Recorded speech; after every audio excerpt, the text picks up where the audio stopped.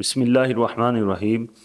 ایمان کی تعریف علماء یہ کرتے ہیں کہ اس چیز کو ماننا جو نبی کریم صلی اللہ تعالیٰ علیہ وآلہ وسلم لے کر آئے ہیں، اور اصلی ایمان نبی کریم صلی اللہ تعالیٰ علیہ وآلہ وسلم کی فرما برداری ہے، یعنی جیسے حضور نے کہہ دیا ویسے ہی کرنا ہے، پھر ہی انسان مسلمان ہے۔ اگر وہاں اپنی عقل چلائے یا اپنی چلاکیاں کرنی شروع کر دے یا تعویلیں کرنی شروع کر دے تو پھر کامل مومن نہیں ہوگا۔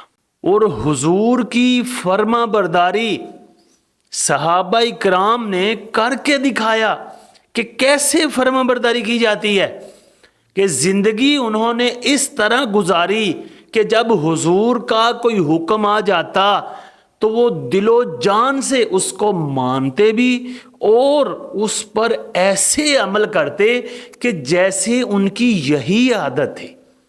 لوگ کہتے ہیں کہ عادت سر کے ساتھ جاتی ہے، عادت بدلتی نہیں، لیکن صحابہ کرام نے اپنی عادتیں بدل کر دنیا کو بتایا کہ جب حکم حضور کا آ جائے تو پھر عادت نہیں دیکھی جاتی کہ میں نے کتنے سال یہ کام کیا، پھر حضور کا حکم دیکھا جاتا ہے، پھر اسی پہ عمل کیا جاتا ہے۔ میں آپ کو چند مثالیں دوں گا کہ جس جگہ حضور کے صحابہ نے اس کو عملی جامہ پہنایا کہ جب حضور کا حکم آ جائے تو پھر دنیا کی کوئی چیز بھی ہو تو اس کو ترک کر دیا جاتا ہے۔ سونا دنیا کے اندر پہلے بھی اور آج بھی مہنگی چیز ہے۔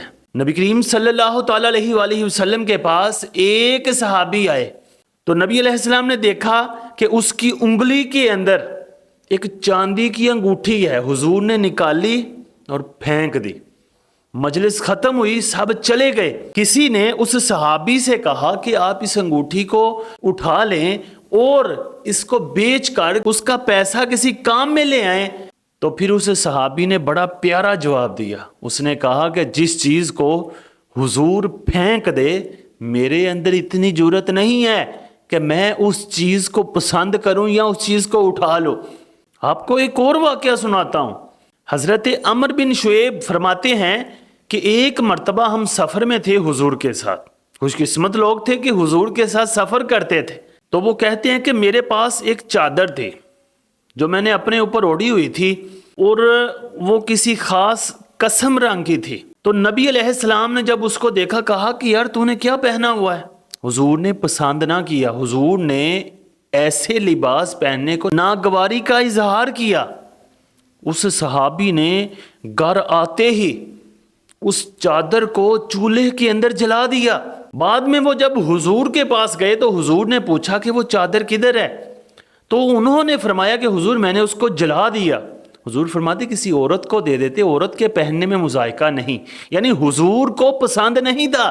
اب ایک اور چیز کی مثال دیتا ہوں کہ جو بندوں کو بہت عزیز ہے لیکن جب حضور کا حکم آ جائے تو پھر انہوں نے اس کو ختم کر دینا ہے۔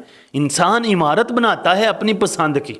نبی کریم صلی اللہ تعالیٰ علیہ وآلہ وسلم بازار میں گئے، دیکھا کہ ایک گنبد نما مکان بنایا ہوا ہے، تو پوچھا یہ کس کا ہے؟ کہا کہ یہ فلاں صحابی کا ہے۔ حضور نے ایسے دیکھا جیسے حضور کو پسند نہ آیا ہو۔ حضور واپس آئے، وہ جس صحابی کا مکان تھا وہ حضور کے پاس آئے تو حضور نے اس سے اعراض فرمایا، اس کی طرف توجہ نہیں کی۔ وہ پریشان ہوا کیونکہ صحابی ہو اور اس کی طرف حضور توجہ نہ کرے، صحابی زندہ نہیں رہ سکتا، اور جس کی طرف حضور نگاہ کرم نہ کریں وہ مسلمان بھی نہیں رہ سکتا۔ تو اس صحابی نے لوگوں سے پوچھا کہ معاملہ کیا ہے؟ پھر کسی نے اس کے مکان کے بارے میں بتایا کہ حضور کو تیرا مکان پسند نہیں۔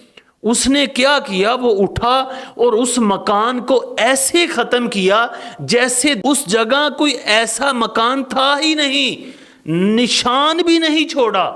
پھر حضور نے پوچھا کہ یار یہاں مکان تھا، تو انہوں نے بتایا کہ حضور آپ کو جو چیز پسند نہیں تھی پھر ہم اس کو ختم کر دیتے ہیں۔ وہ کسی شاعر کا شعر ہے، وہ یہاں بہت فٹ آتا ہے۔